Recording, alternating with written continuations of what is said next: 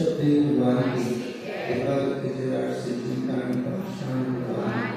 अंतिम विजय शासन परमाणु स्वामी परम पूजनी तुझे रचना सर्वनाशी परम पूज्य सबसे महान तेरी महाराज परम पूज्य वासरत नाकर जुनन सागर विनाशी परम पूज्य ईश्वर तपस्वी सम्राट शांति सर्वनाशी परम पूज्य वर्तमान के वर्तमान श्री सागर तीन काम नोबल महान विराजोगी राजस्थान जीवाणी माता अहिंसा में विश्व धर्म बोले उपाध्याय शुभम सागर जी महाराज जय कारा गुरुदेव का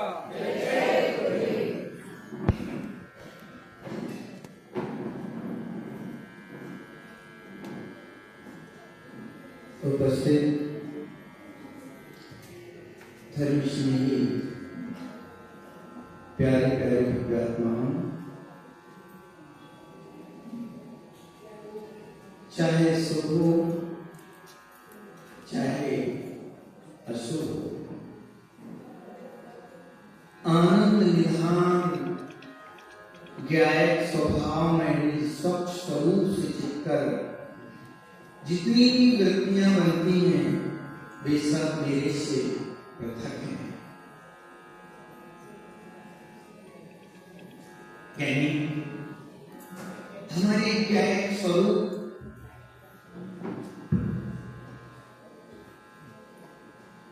आनंद निधान ज्ञायक स्वरूप स्वभाव में जो प्रभु का स्वरूप है, आनंद है। अपने ज्ञायक स्वभाव में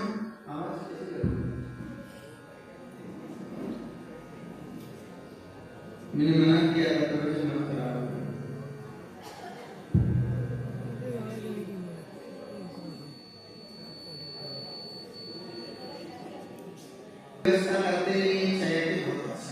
सब स्वरूप से चित करके जितनी भी प्रवृत्तियां बनती हैं वे वृत्तियां मुझसे भिन्न हैं।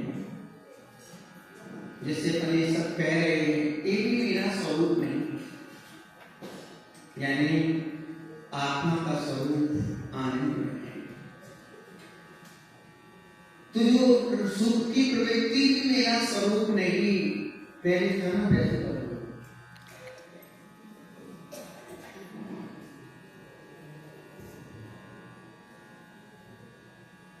मैं इसलिए मैं माइक पर बोलता नहीं कुछ स्वाभाविक भगवान आत्मा एक बहुत ऊंची बातें कर रही हैं और ये सभी विकल्प भी आत्मा का स्वरूप नहीं है।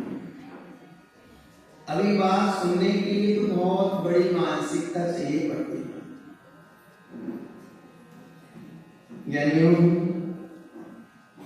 आनंद निधान ज्ञायक स्वभाव भगवान निज स्वच्छ स्वरूप से चित करके जितनी भी वृत्तियां हमारी हैं वे मुझसे पृथक हैं। हमें ये दृष्टि सदा बनी रहना चाहिए कि जो मैं संसार की क्रियाएं कर रहा हूं ये मेरा निज नहीं है, निज नहीं है। इनके मेरे शाश्वत स्वरूप नहीं है, इन पर मेरा अधिकार नहीं, ये मेरी नहीं है।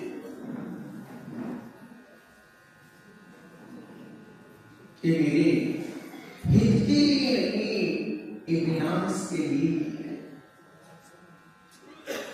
क्रोध आए, मान आए, लोभ आए, वो सब मेरे विनाश के लिए ही है। यानी वैभाविक परिणतियां जितनी हैं वो मेरे आत्मा के विनाश के लिए ही हैं। उनसे वैराग होना, वास्तविक वैराग, इनसे लाभ बनाना है।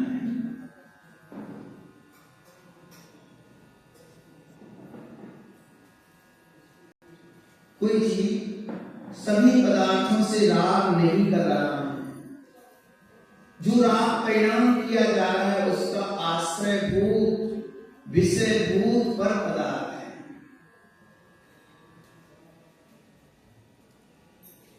आश्रयभूत समझते हो? अब आगे ऐसे प्रवचन होगा। आश्रयभूत का मतलब आश्रयभूत अगर जिनके निमित्त से हम राग देश को प्राप्त होते हैं। पर पदार्थ में परिणामों की उपज की पद्धति की ऐसी ही शैली है कि किसी पर पदार्थ का विकल्प बनाते ही रागादि भाव उत्पन्न होते हैं। यानी आश्रयभूत पर पदार्थ जब हम पर पदार्थों की दृष्टि करते हैं तो अपने स्वरूप से चुप हो जाते हैं।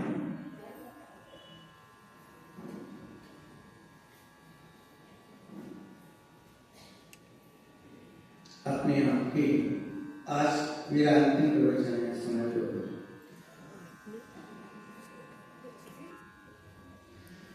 ज्ञानी अपने आप तक पहुंचने के लिए एक ही भावना है, एकमात्र भावना अपने निज चैतन्य स्वरूप तक पहुंचने के लिए कि मैं देह से न्यारा हूं। आपको उस शाश्वत स्वरूप का स्पर्श करना है, उस शाश्वत चैतन्य आत्म तत्व की अनुभूति करनी है। आई एक ही भावना है। यानी कल मैंने बताया था कि ये जीव बाहर में कोई छोटा सा अपराध करे और उसको बड़ा दंड दिया जाए, आप कहते हो इसको इतना बड़ा दंड देने की क्या आवश्यकता है? जब कोई व्यक्ति तुम्हारी वस्तु पर कहे कि मेरी है पर तुम्हारे से कोई छीने झपटे नहीं, तब तक आप उसको अपराधी नहीं कहते। पर ज्ञानी आत्मदृष्टि से चुप होकर के जीव जब अपनी देह को अपना कहता है, इतना साथी भावात्मक अपराध हो गया है। ज्ञानी सिर्फ भाव ही बना लिए हैं, ये देह मेरी है, इतने से अपराध स्वरूप कर उस जीव को ना जाने पतन के रास्ते पर जाना पड़ता है। अपराध काम किया, आप कहूं किसी को तो मारा नहीं है, किसी के प्रति को दुष्भाव किए नहीं है, किसी को कुछ डांटा रखता नहीं है, अपराध कहां हुए? ज्ञानी अपराध यही हो गए कि जो तेरा था नहीं, तेरा उस तरह तेरे का अधिकार नहीं था, स्वामित्व में नहीं थी, वह पदार्थ देह उसको निज मान लेना, इससे और क्या बड़ा अपराध हो सकता है? एक भाव वाला अपराध है। मुनिराज जो द्रव्यलिंगी या जो क्या बोलते हैं, जिनको आत्मा का ज्ञान नहीं है, वो द्रव्य चारित्र के बल से ग्रेहक तक की यात्रा कर लेते हैं। 16 स्वर्ग से ऊंचे हैं ज्ञानी, 16 स्वर्ग से ऊंचे ग्रेहक में पहुंच जाते हैं, फिर उनका संसार द्वारा बढ़ता जाता है। क्यों? वहां तक तो पहुंच गए, उन्होंने बड़ा चारित्र पालन किया, पर उनको क्या ऐसा दोष हो गया जिससे उनको भगवत्ता की प्राप्ति नहीं हुई? इतना ही अपराध हुआ है। बाहर में भली पूरी साधना करते हुए नजर आ रहे हैं, पर अंतरंग में पर्याय बुद्धि का दोष बैठा हुआ है। अपनी आत्मा देह को आत्मा मान लिया। ओ ज्ञानी, जो पदार्थ मेरा नहीं, पर्याय को आत्मा मान लिया, ये पर्याय अवस्था कोई मैं हूं। चेतन मैं सुखी हूं, मैं दुखी हूं, मैं रंग हूं, मैं राजा हूं, ये पर्याय बुद्धि के संस्कार हैं। ये मानता से जीव को दुर्गति का पात्र होना पड़ता है। अपना थोड़ा सा भी हुआ है, आपकी नजर में तो थोड़ा सा ये काम है, भाव भी तो बनाए कि ये देह मेरी है। यानी इसके फल में जीव को नाना प्रकार के पर्यायों में जन्म लेना होता है, और क्या कोई ऐसा प्रदेश नहीं जिस प्रदेशों पर इस जीव ने जन्म ना लिया हो।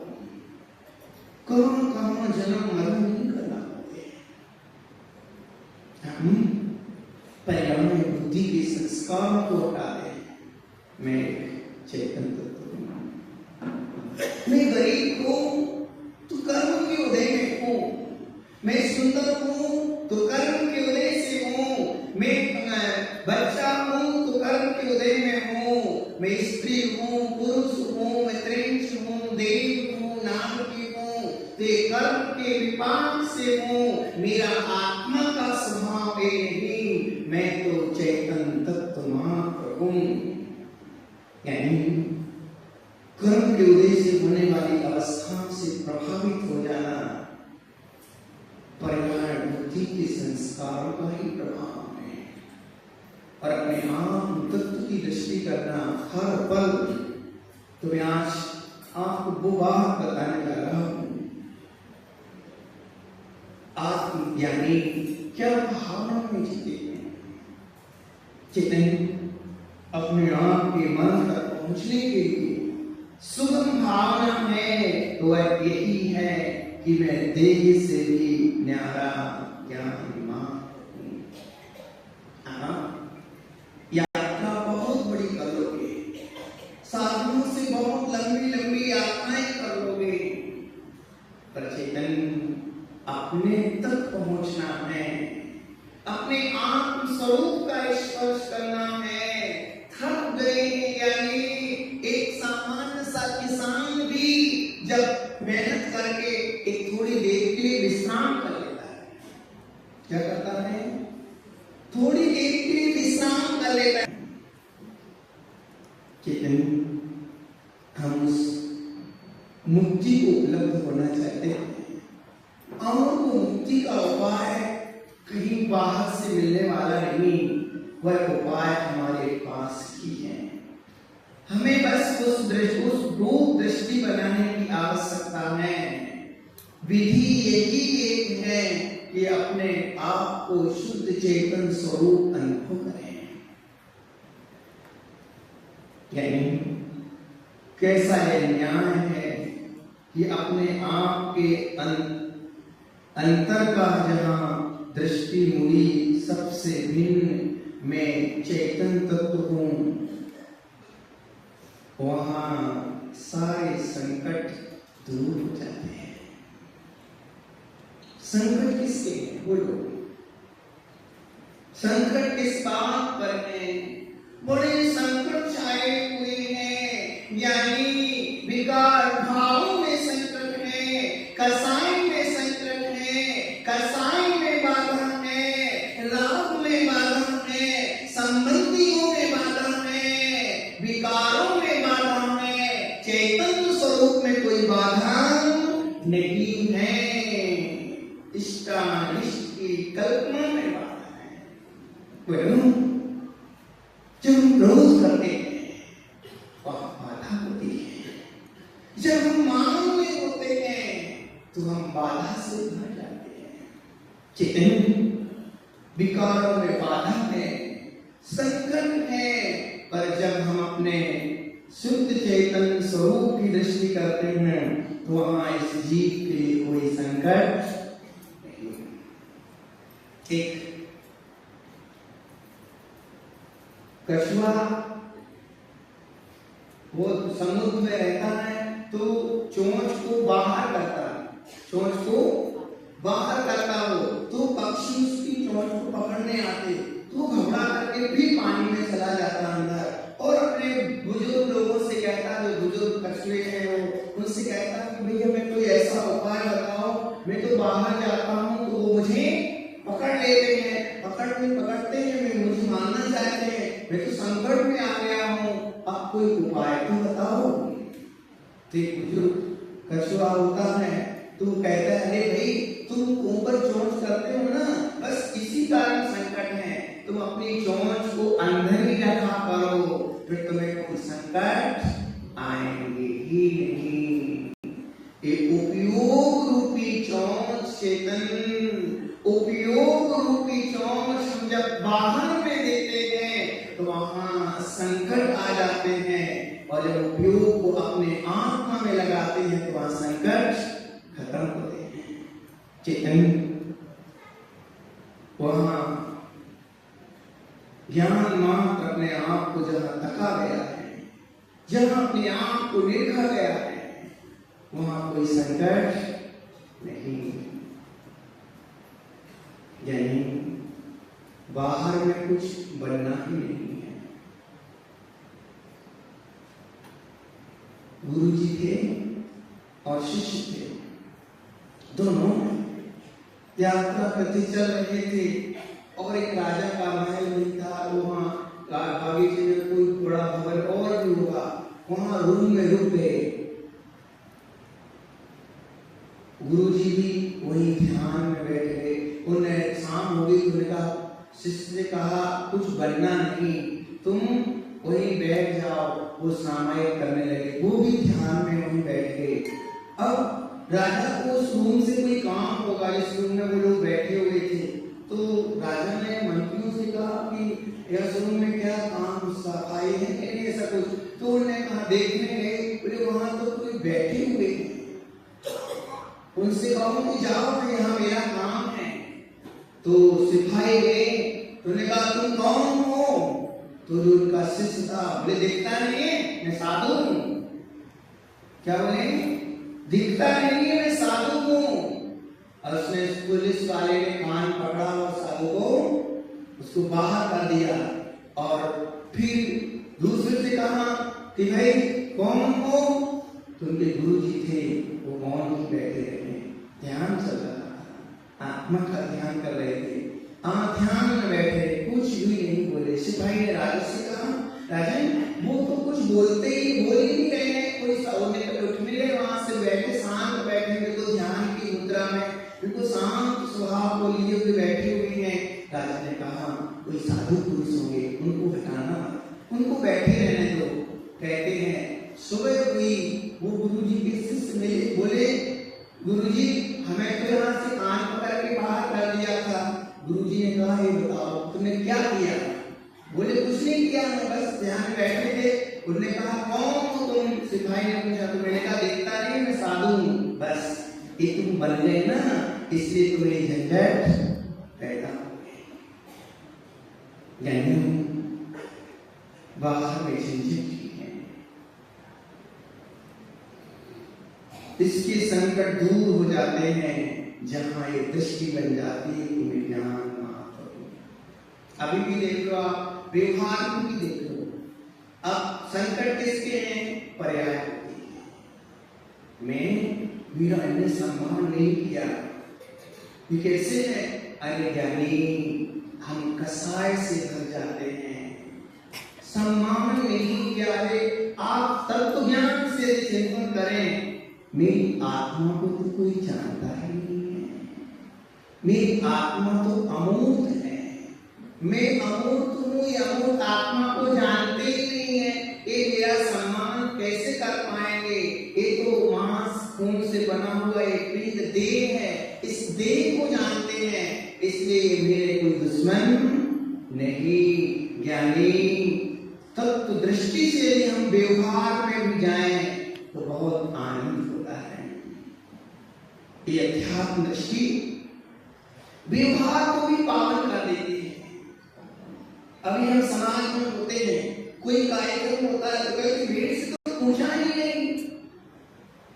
अरे भाई चलो इतनी बात तक तो सही कि मेरे से नहीं पूछा है, वो पूछ लिया, चलो पूछ नहीं